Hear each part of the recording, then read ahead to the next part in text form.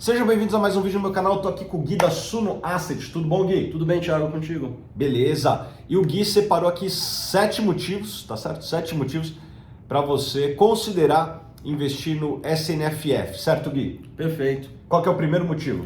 Bom, acho que para começar a gente pode falar que o SNFF 11 é uma forma de se expor ao mercado imobiliário simples para o investidor que está iniciando ou até para o investidor que não quer perder muito tempo acompanhando relatórios, vendo os fundos mês a mês. Então, é uma forma de estar exposto a uma carteira de mais de 30 ativos, delegando isso para uma equipe que vai acompanhar o mercado diariamente, acompanhar esses fundos, conversar com as gestoras desses fundos.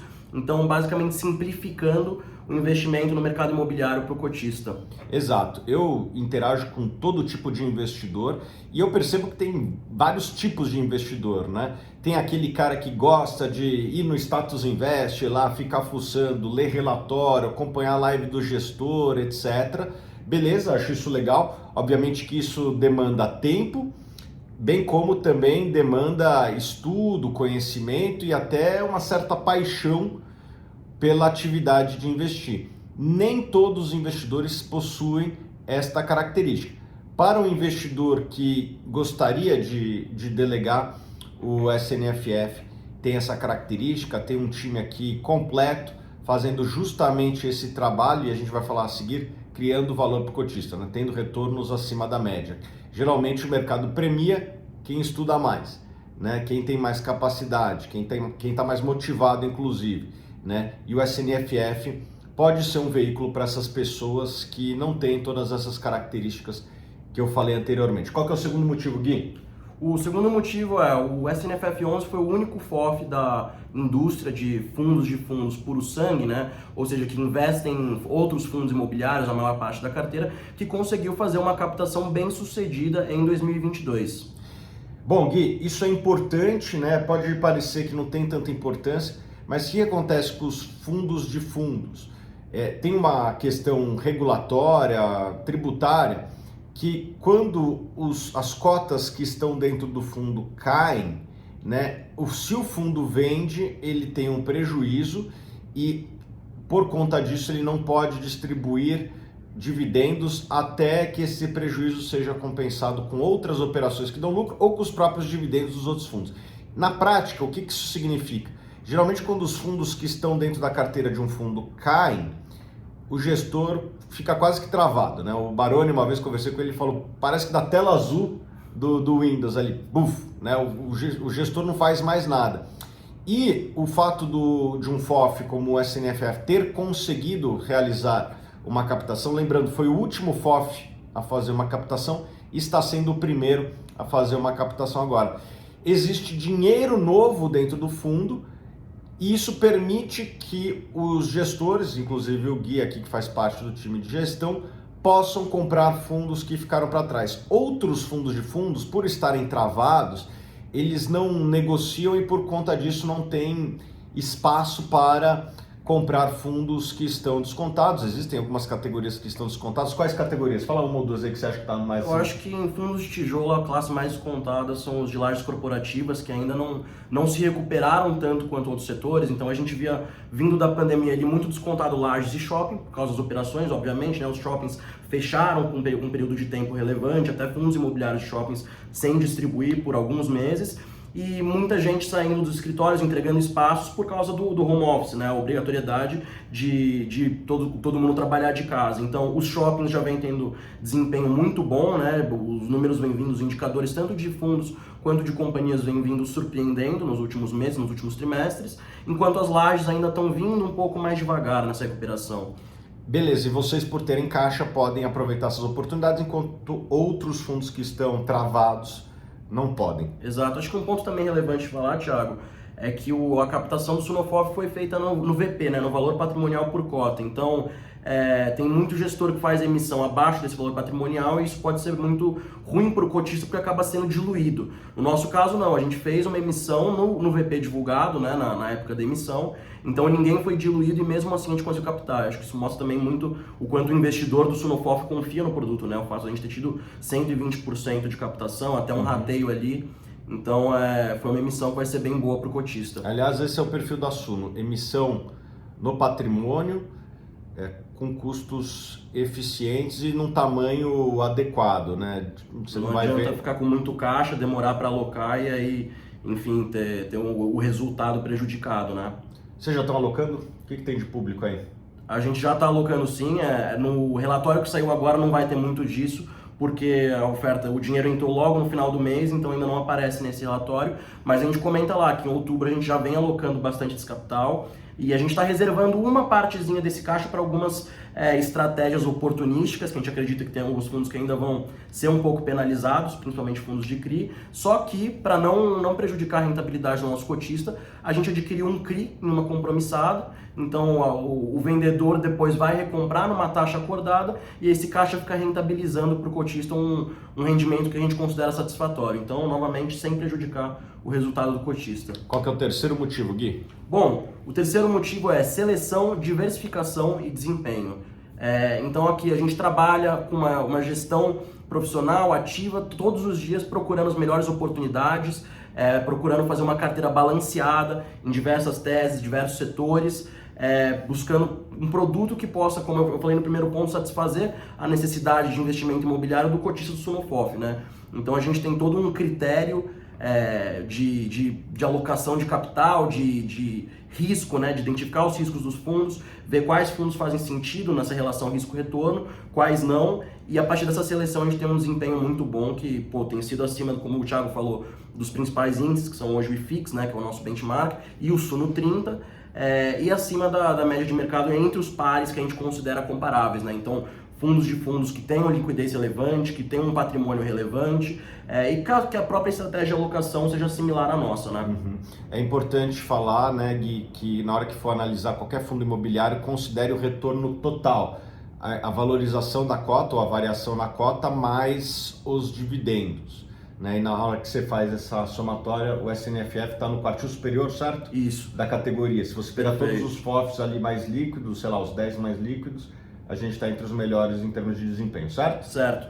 E essa questão é bastante relevante porque a gente fala, tem muita gente que compara com alguns fundos que são majoritariamente com crédito ali dentro, né? E aí o crédito, ele não tem potencial tão grande de valorização, enquanto a nossa carteira, que tem muito fundo de tijolo, principalmente fundos que a gente comprou descontado, porque a gente começou o fundo já num cenário de bastante desconto, tem um potencial de valorização e de ganho de capital bem maior do que um fundo alocado majoritariamente em crédito, né? Então acho que é um ponto bem relevante. Quarto ponto, Gui. Beleza.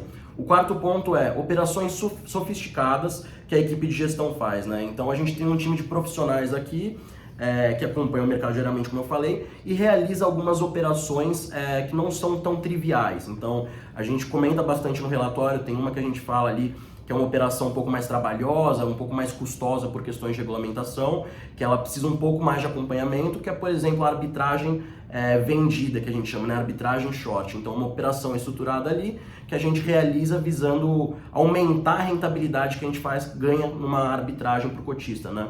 O que isso significa na prática? Dá um exemplo assim, de operação que já teve começo, meio e fim. Olha, a gente está terminando uma agora, né, de uma emissão que acabou de acontecer, que foi a do TRXF11, então eles estão passando por uma nova emissão agora, mas a gente realizou essa estratégia na emissão passada, inclusive a gente comenta no relatório já de setembro, essa operação rendeu para o cotista já líquido de impostos de renda um valor próximo ali de 20 centavos, ou seja, uma operação gerou esse resultado tão grande, né? Então é uma sofisticação que não é tão trivial para o investidor comum e a gente, como investidor profissional, consegue fazer essa operação e ter um resultado a mais, né? Quase um bônus ali. Esse tipo de operação não está disponível, vamos dizer assim, para o investidor de varejo no Brasil na média, é isso? Até está disponível, só que como eu falei, ela é um pouco mais complicada de ser realizada, então coisa assim, se você perder um prazo, você pode ter um problema ali, ou se você não estruturar ela bem, você pode ter problema com margem, por exemplo, garantia. Então, assim, tem toda uma questão ali de operacional, entendimento do funcionamento do mercado ali que faz com que ela seja um pouco mais complexa. E a própria estrutura da operação em si, né? Tem toda uma questão de data, de margem, o quanto que a gente tem de margem de segurança para conseguir fazer essa operação. Então, um cálculo mesmo que a gente faz para ver se essa operação, como a gente fala aqui, voa ou se não voa, né? Então, se é possível fazer ela ou não. Então, tem todo um cálculo de custos envolvidos e retorno potencial. Quinto ponto. Filosofia Suno, vamos lá. Então, o Suno FOF, o SNFF 11, ele tem como norte na alocação de capital, como ponto principal ali a carteira da Suno Research, né? Então ali o time do professor Baroni, os analistas ali, eles já fazem análise de alguns ativos e tem a carteira recomendada que desempenha acima do benchmark desde o começo ali, né? Contando esse horizonte de tempo do começo da carteira até agora com bastante margem. Então assim, a gente não poderia deixar de aproveitar esse input que essas análises, essa carteira com uma qualidade tão boa ali do time do professor Baroni. Então a filosofia da Suno, além da própria filosofia da casa como um todo, né? O Value Investing. Então, o que é isso? A gente compra ativos com bastante margem de crescimento, ali, margem de segurança, para ter um retorno bom no longo prazo. Então, a gente não vai procurar ativo, a próxima oportunidade do mês que vem, não. A gente vai comprar bons ativos a preços que façam sentido, então preços que estão baratos frente ao potencial de retorno que a gente vê, para carregar para o longo prazo, né? Esse viés bastante previdenciário.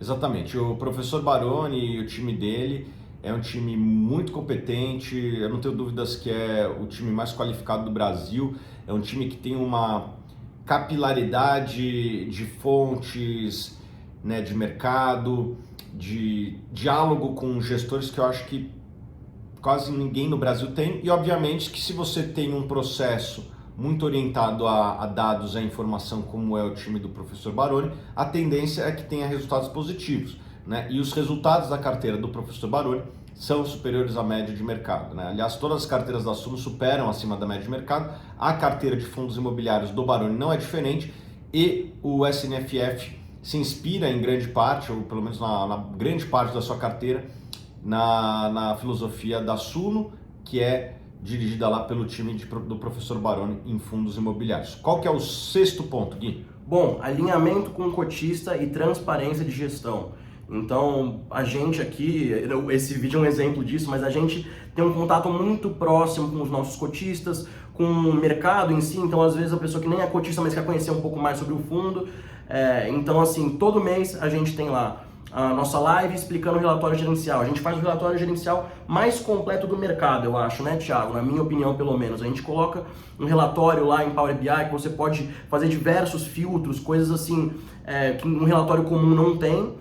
E sempre a gente fala muito das operações, a gente tem ali cartas setoriais, então você pode ver o que a gente fala todo mês de cada setor que a gente está alocado, quais as perspectivas, o que aconteceu no mês, comenta ali alguns fundos da carteira. Então, assim, um nível de transparência muito grande, e todo mês estou eu lá fazendo uma live, prestando contas, né? No final das contas, o gestor não passa de um prestador de serviços, né? Então a gente tem que prestar contas para o dono do fundo, que é o cotista. Então todo mês a gente tem a live lá explicando as alocações, o resultado, o que a gente vê para os próximos meses. Semanalmente a gente abre também uma caixinha de perguntas no Instagram da Suno Asset, então no @SunoAsset. Vai ter toda semana lá uma caixinha de perguntas sobre a SNFF 11, vou estar lá respondendo também. E agora a gente tem também o grupo do Telegram, né? Então não bastava uma live mensal, umas perguntas semanais, agora tá ali em real time, quase todo dia eu estou ali respondendo algumas dúvidas que tem. Às vezes um investidor vê alguma coisa no relatório, não entende direito, então ele pergunta ali, eu estou ali direto respondendo. Então a gente tem um contato muito próximo, visando principalmente a transparência, né? O alinhamento com o cotista, né? Exatamente, e um dos exemplos práticos disso, para mostrar que não são só palavras, foi essa última emissão recente, né? Quantos fundos no Brasil conseguem fazer uma emissão com essas características, né? No patrimonial, do tamanho adequado, né? Não é uma emissão que triplica o tamanho do fundo, né? Uma emissão que foi de quê? 12%, 13%? 11%. 11%.